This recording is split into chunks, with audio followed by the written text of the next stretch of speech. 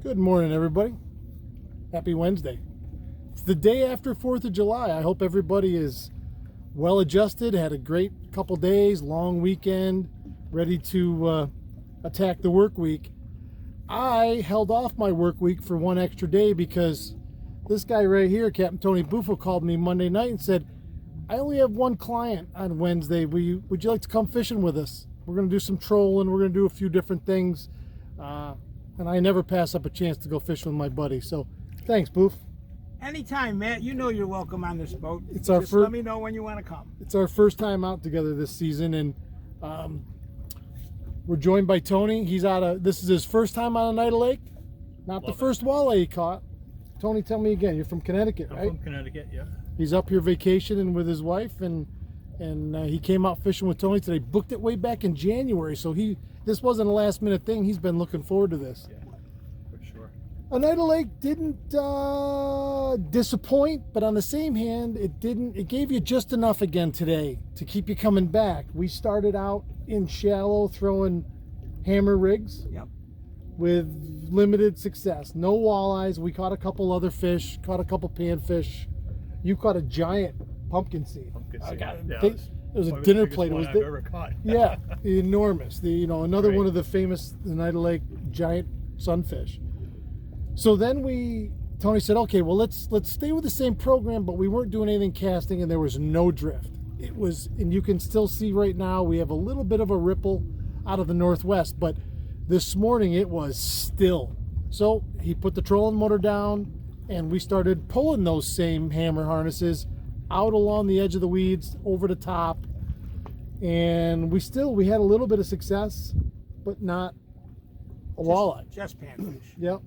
So then we stopped and we said, hey, well, let's start jigging for a little while. We went outside that weed line in 15 to 18 foot of water. I caught a sheep's head, first cast. Boom. Thought it was a walleye, thought we were onto something. Yeah, we weren't.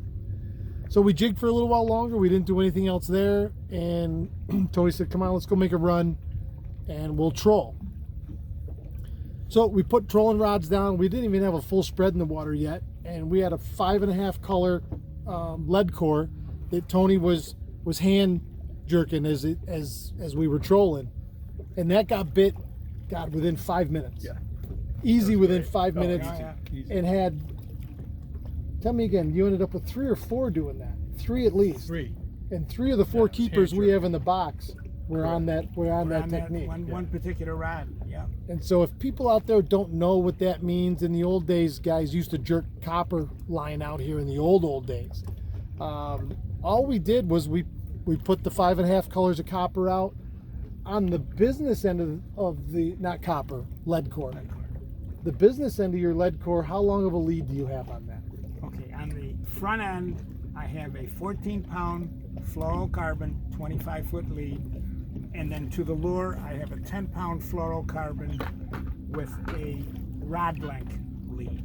Okay, so that's what that good one was, and we caught him on a silver blue ladderback junior thunderstick, a pretty standard trolling lure anywhere around up here. We got bit on a little bit, I think, in every position. We got wire dipsies down. We've got a 3-color lead core, a 5-color, yeah, and a 5.5 color, and 2 bottom bouncers. 2 heavy bottom bouncers, all with hard baits on them. No, we weren't trolling any harnesses out here or anything. And I think every position got bit. Every position. Every position. Short walleyes, panfish, Perch, yep. perch. Yep. We had a little bit of everything going. Nothing outstanding. We didn't set the world on fire, but we had a nice trip and we caught some fish. I don't know if that one's got weeds on it now. That's dragging. If it was a fish, the flag would have gone flag up. would have went up. Yeah. So that's our morning. Like I say, we're starting to see a little bit of a northwest breeze. It's high blue skies and sunny today. It's supposed to be in the 90s. I don't know who got them where, but if you got them jigging this morning, then either you were right on top of them or you were moving around by your own power, because there wasn't a breath of air out here. It was quiet. It was very It was really quiet.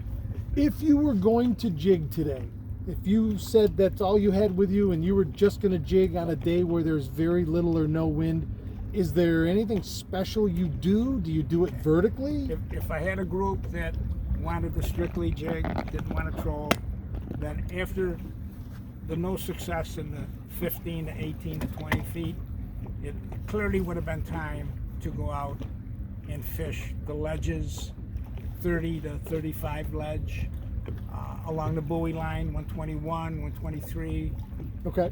125, 119. I enjoy those areas and look for pockets of fish. Just keep moving the boat till I get a pocket of fish and sit right there, do the vertical jig thing, and see what happens. And a mixture of jigging ramps, blade baits, jigging a worm. Okay. Okay. Because a lot of people ask me, what do you do when you're trying to drift jig but there's no drift? Well, that's what you do. Create your own drift. Yeah. You got to move around. Yeah. Yeah. And Can't then sit you still. Yeah. And if it's vertical, it's vertical. In that deep of water, that boat being over the top of them shouldn't matter to them. Not at all. I mean, you mark them, you come right off your transducer, boom, you drop it right down. And it's pretty quick. You don't get bit in the first couple minutes. You keep driving I until have you a find short another one. attention span, as you well noticed this morning. We'd get there, we'd make 3 casts, I'd be like, all right, next cast, leave it in. We're moving. We're moving. Oh, hey, but That's what you got to do. this lake is famous for, we have enough fish in enough different places that you gotta, it's more, I want to go do things a certain way, and I'm gonna go find a spot where I can do that in. Today, we've done 4 different things in the matter of a 6-hour charter. Any of the 4 or all of the 4 could have produced lights out at any time. So you just Man. got to be versatile. Just as a comparison, back in the day when I was crazy about ice fishing, I did all my ice fishing for my entire life from 1976 to 1995 when I cut my last hole. And my neighbors would tell me, Tony, we know where you were yesterday. The ice looks like Swiss cheese out here. Short attention span. So Brian and I talked about it yesterday. When there's no drift, your spot in the lake becomes very small. Yeah. You can only cast just so far. And it's even worse in ice fishing. You're looking down a 6-inch hole. You can wear that spot out real quick. Yep. So don't be afraid to move around. Do something a little different. Try something a little different. And on these days, at the very least, if you have no breeze and no jigging action, start pulling something. Whether it be a worm harness, whether it be a stick bait. It's not There's hard. something on that right Yep, there. there is. Small fish. There you go, Tony. Probably a perch. Don't be afraid to do something a little out of your own comfort zone to find success.